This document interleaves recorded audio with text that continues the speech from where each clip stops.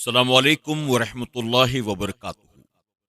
میرے پیارے آقا علیہ الصلوۃ والتسلیم کے پیارے دیوانوں، خاتون جنت حضرت فاطمۃ الزہرا رضی اللہ تعالی عنہا کی کنیزوں، متکبر سرداروں نے کہا، آپ کی قوم کے متکبر سردار بولے، اے شعیب، قسم ہے کہ تمہیں اور تمہارے ساتھ والے مسلمانوں کو اپنی بستی سے نکال دیں گے یا تم ہمارے دین پر آ جاؤ۔ آپ کی قوم کے رئیس اور سردار لوگ جو بہت بڑے متکبر تھے، آپ علیہ السلام کو دھمکیاں دینے لگے کہ تم ہمارے دین میں آ جاؤ اور تمہارے ساتھ جو مسلمان ہیں وہ بھی ہمارے دین میں آ جائیں۔ اگر تم نے ہمارے دین کو قبول نہ کیا تو ہم تمہیں اپنی بستی سے نکال دیں گے۔ نبی دھمکیوں سے نہیں ڈرتے۔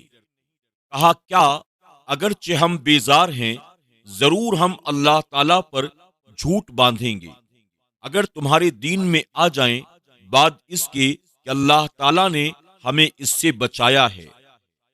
آپ علیہ السلام نے اپنی قوم کی دھمکیوں کی پرواہ نہ کرتے ہوئے دو ٹوک الفاظ میں جواب دیا، کیا ہم اس دین میں آ جائیں جس سے ہم بیزار ہیں، جو ہمیں ناپسند ہے؟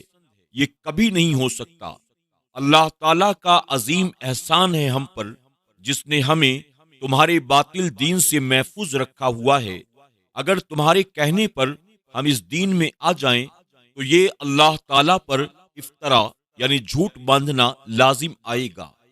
کیا تم یہ خیال کرتے ہو کہ اللہ تعالیٰ کا نبی اور اس پر ایمان لانے والے اللہ تعالیٰ پر جھوٹ باندھ سکتے ہیں؟ یہ تصور کرنا بھی ناممکن ہے، یہ خیال بھی محال ہے۔ فیصلہ کن بات۔ اور اے قوم، تم اپنی جگہ اپنے کام کیے جاؤ، میں اپنا کام کرتا ہوں۔ جلد ہی تمہیں پتہ چل جائے گا کس پر آتا ہے وہ عذاب کہ اسے رسوا کرے گا اور کون جھوٹا ہے، اور انتظار کرو، میں بھی تمہارے ساتھ انتظار میں ہوں۔ یعنی آپ نے اپنی قوم کو کہا کہ تم اپنی طاقت کے مطابق جو چاہو کر لو، مجھے اگر تکلیف پہنچا سکتے ہو تو پہنچا لو، لیکن یہ بھی خیال کر لو کہ میں بھی کوئی بے سہارا نہیں ہوں، میرا بھی کوئی ہے، مجھے بھی اس نے بڑی قدرتوں سے نوازا ہے۔ بس اب تم اپنا کام کرو، میں اپنا کام کرتا ہوں۔ قوم نے کہا، پھر کیا ہوگا؟ آپ نے فرمایا، کچھ دیر تو نہیں، تمہیں عنقریب ہی پتہ چل جائے گا کہ رسوا کرنے والا عذاب کس پر آتا ہے اور کون جھوٹا ہے۔ وہ قومیں جنہوں نے انبیاء اکرام کی تکذیب کی، اللہ تعالیٰ کے احکام تسلیم نہیں کیے، ان کے لیے رب نے یہی فیصلہ فرمایا ہے کہ ان کو تباہ و برباد کر دیا جائے۔ اب تمہارے لیے بھی فیصلے کی گھڑی آنا چاہتی ہے، تم بھی انتظار کرو اور میں بھی انتظار کرتا ہوں، سب کچھ واضح ہو جائے گا۔ اللہ تعالیٰ کے عذاب کا آنا اور مدین کی تباہی۔ شعیب علیہ السلام اور ان کے ساتھ کے مسلمانوں کو اپنی رحمت فرما کر بچا لیا اور ظالموں کو گرجدار آواز نے آ لیا تو صبح اپنے گھروں میں گھٹنوں کے بل پڑے رہ گئے، گویا کبھی وہاں بسے ہی نہ تھے، اور دور ہوں مدین جیسے دور ہوئے سمود۔ رب تعالیٰ نے فرمایا، جب ہمارے عذاب کا امر آ گیا تو ہم نے اپنے ایک فرشتے کو بھیجا جس کی آواز سے سب مر گئے۔ وہ آواز جبرائیل علیہ السلام کی تھی۔ جب آپ نے زوردار گرجدار آواز سے انہیں کہا، مر جاؤ، تو ہر ایک کی روح نکل گئی اور اپنے اپنے گھروں میں سب اوندھے گرے ہوئے پائے گئے۔ اس طرح ان کو تباہ و برباد کر دیا گیا جیسے کہ وہاں یہ لوگ کبھی بستے ہی نہیں تھے۔ قوم مدین کو ایسا عذاب دیا گیا جیسے قوم سمود کو عذاب دیا گیا تھا۔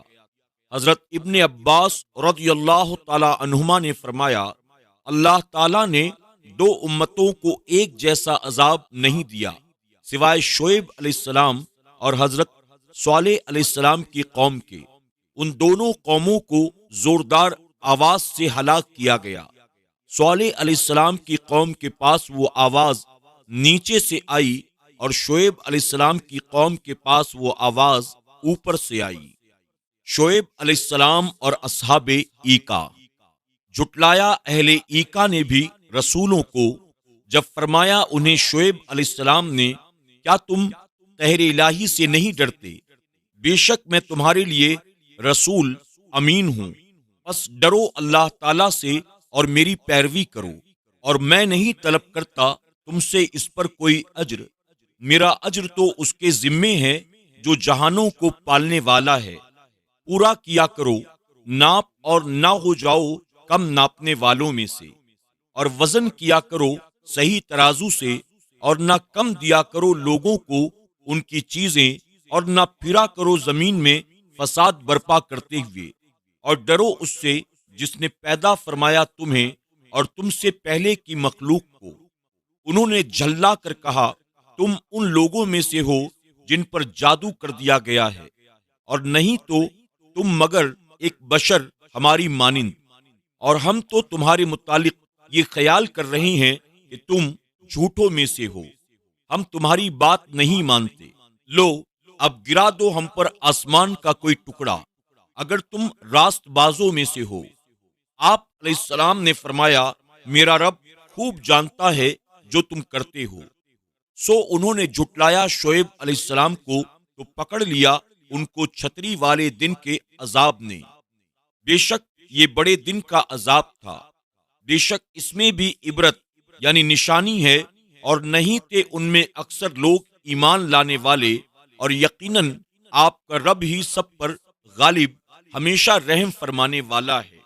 بعض حضرات نے یہ خیال فرمایا کہ اہل مدین اور اصحاب ایکا ایک ہی قوم کے دو نام ہیں، لیکن یہ صحیح نہیں ہے۔ یہ دونوں الگ الگ قومیں تھیں جو الگ الگ علاقوں میں آباد تھیں، لیکن چونکہ ان کے علاقے بالکل نزدیک تھے اور دونوں قومیں حضرت ابراہیم علیہ السلام کی نسل میں سے تھی، اس لیے دونوں کی ہدایت کے لیے ایک نبی حضرت شعیب علیہ السلام کو مقرر فرمایا گیا تھا۔ نیز یہ دونوں قومیں بین الاقوامی شاہراہوں کے قرب و جوار میں آباد تھیں اور تجارت پیشہ تھیں۔ تاجروں میں جو اخلاقی خرابیاں عام طور پر پائی جاتی ہیں وہ ان میں بطور قدر مشترک موجود تھیں۔ توحید کے عقیدے سے دونوں برگشتہ ہو چکی تھیں اور شرک کی لعنت میں گرفتار تھیں، اس لیے حضرت شعیب علیہ السلام کے مواعظ ایک ہی طرح کے تھے۔ وہ جگہ جہاں گھنے اور گنجان درختوں کا ذخیرہ ہو اسے عربی میں ایکا کہتے ہیں۔ معلوم ہوتا ہے کہ یہ قوم جس علاقے میں آباد تھی وہاں درختوں کے گھنے اور گنجان جھنڈ پائے جاتے تھے، اس لیے انہیں اصحاب الایکا کہا جاتا ہے، اور یہ کسی خاص بستی کا نام نہ تھا، لیکن جنہوں نے لئیکا پڑھا ہے ان کا خیال ہے کہ لئیکا ایک بستی کا نام تھا۔ علامہ جوہری کی یہ رائے ہے کہ لئیکا اور ایکا دونوں ایک ہی بستی کے نام ہیں، جس طرح مکہ اور بکہ۔ مدین کی طرح اصحاب ایکا کی بھی ساری معاشی خوشحالی کا انحصار بے ایمانیوں اور دھوکے بازیوں پر تھا۔ وہ اتنے بھلے مانس کب تھے کہ حضرت شعیب علیہ السلام کی نصیحت سن کر ان سے باز آ جاتے۔ شعیب علیہ السلام تو ان کو یہ کہہ رہے تھے، یعنی اس رب سے ڈرو جس نے تمہیں بھی پیدا کیا اور تم سے پہلے، بقول علامہ مجاہد جو مخلوق گزر چکی ہے اس کا بھی وہی خالق ہے۔ حق تو یہ تھا کہ وہ لوگ اپنی اصلاح کی طرف توجہ کرتے، لیکن انہوں نے اس کی طرف توجہ کرنا مناسب نہ سمجھا، یہاں تک کہ اپنی غلطی کو غلطی ماننے سے بھی انکار کر دیا، بلکہ الٹا حضرت شعیب علیہ السلام پر الزام لگا دیا کہ تم پر کسی نے جادو کر دیا ہے، جبھی تو تم ہمیں ایسے مشورے دے رہے ہو جن پر ہم اگر عمل کریں تو یہ تجارت کی گہما گہمی، یہ دولت و ثروت کی فراوانی سب کی سب ایک دم ختم ہو جائے۔ کوئی ذی شعور آدمی اپنی قوم کو ایسا مشورہ نہیں دے سکتا جو اس کی اقتصاد کی تباہی کا سبب بنے۔ اے شعیب، یقیناً تمہارا دماغ کام نہیں کر رہا، پہلے اپنا علاج کراؤ پھر آ کر ہمیں نصیحت کرنا، اور تم ہم سے کوئی بڑے بھی تو نہیں ہو، ہمارے جیسے ہی ایک بشر ہو، ہمیں تو تمہاری باتوں پر کوئی یقین نہیں آ رہا، بلکہ ہم تو تمہیں جھوٹوں میں سے سمجھتے ہیں۔ آپ علیہ السلام نے قوم کی طرح طرح کی بےہودگیوں کو خاطر میں نہ لاتے ہوئے تبلیغ کا فریضہ جاری رکھا۔ ان کو دھوکے بازیوں سے باز آنے کے متعلق اصرار کرتے رہے۔ وہ راہ راست پر آنے کے بجائے سیخپا ہو کر اور شرم و حیا کی چادر کو اتار کر کہنے لگے، لو ہم تمہاری بات نہیں مانتے، اب جو آسمان تم ہم پر گرانا چاہتے ہو گرا دو۔ ان کا خیال یہ تھا کہ عذاب آئے گا ہی نہیں، اس طرح شعیب علیہ السلام کا جھوٹا ہونا ثابت ہو جائے گا۔ سبحان اللہ، نبی کا صبر اور کمال کتنا عظیم ہے۔ وہ لوگ آپ کو جھوٹا کہہ رہے تھے، جادو کے اثرات سے آفت زدہ کہہ رہے تھے، بلکہ خود مطالبہ کر رہے تھے، تمہیں جو کرنا ہے کر لو، آسمان گرانا ہے گرا لو، ہم تو تمہاری باتوں کو ماننے کے لیے تیار نہیں۔ آپ پھر بھی یہ کہہ رہے تھے، تمہارے کرتوتوں کو میرا رب بہتر جانتا ہے۔ یعنی آپ نے ان حالات کے باوجود معاملہ رب کے سپرد کر دیا، ان کی ہلاکت کی دعا نہ کی اور نہ یہ عرض کیا کہ اے اللہ اب تو ان پر عذاب بھیج ہی دے، بلکہ کمال صبر کا آپ مظاہرہ کرتے رہے، معاملہ اللہ تعالیٰ کے سپرد کر دیا۔ جب انہوں نے بار بار شعیب علیہ السلام کی تکذیب کی تو اللہ تعالیٰ نے ان پر عذاب نازل کر دیا۔ 7 دن تک اللہ تعالیٰ نے ان پر ہوا کو روک لیا اور ریت کو مسلط کر دیا۔ ان کے دم گھٹنے لگے، نہ انہیں کوئی سایہ نفع پہنچا سکتا تھا اور نہ ہی پانی۔ وہ پریشان ہو کر جنگل کی طرف نکلے اور ان پر ایک بادل آ کر سایہ کر دیا، جس سے انہیں خوب ٹھنڈک محسوس ہوئی اور باد نسیم کے خوشگوار مزے لوٹنے لگے۔ اس طرح اس بادل کے سائے میں جمع ہو گئے تو یکا یک ان پر آگ کی بارش برسنے لگی، جس سے سب جل کر راکھ ہو گئے۔ ایسے تباہ و برباد ہوئے کہ ان کا نام و نشان بھی مٹ گیا۔ رب تعالیٰ نے ان کی بستی کو صفحہ ہستی سے ایسے مٹا دیا گویا یہاں کوئی بستی کبھی تھی ہی نہیں۔ میرے پیارے آقا علیہ الصلوۃ والتسلیم کے پیارے دیوانوں، خاتون جنت حضرت فاطمۃ الزہرا رضی اللہ تعالی عنہا کی کنیزوں، اسی کے ساتھ یہ باب مکمل ہوا اور شعیب علیہ السلام کی قوم جو مدین میں بستی تھی، ان کی تباہی اور بربادی کا مکمل واقعہ ہم نے سماعت کیا۔ اللہ رب العزت کی بارگاہ میں دعا ہے کہ میرا کریم ہم سب کو اپنی اور اپنے نبی کی نافرمانی سے بچائے۔ اللہ ہمیں قرآن و سنت کے مطابق اپنی زندگی کو گزار کر اپنی دنیا اور آخرت کو سنوارنے کی توفیق عطا فرمائے، آمین یا رب العالمین۔ کل سے انشاءاللہ ہم اللہ کے نبی حضرت موسیٰ علیہ السلام اور ان کے بھائی ہارون علیہ السلام کے تعلق سے واقعات سماعت کریں گے۔ آپ تمام سے درخواست ہے کہ اسی طرح آپ شروع سے آخر تک ہمارے ساتھ بنے رہیں، تو خود بھی پابندی کے ساتھ سنیں، اپنے دوست احباب کے ساتھ بھی اسے ضرور شیئر کرتے رہیں۔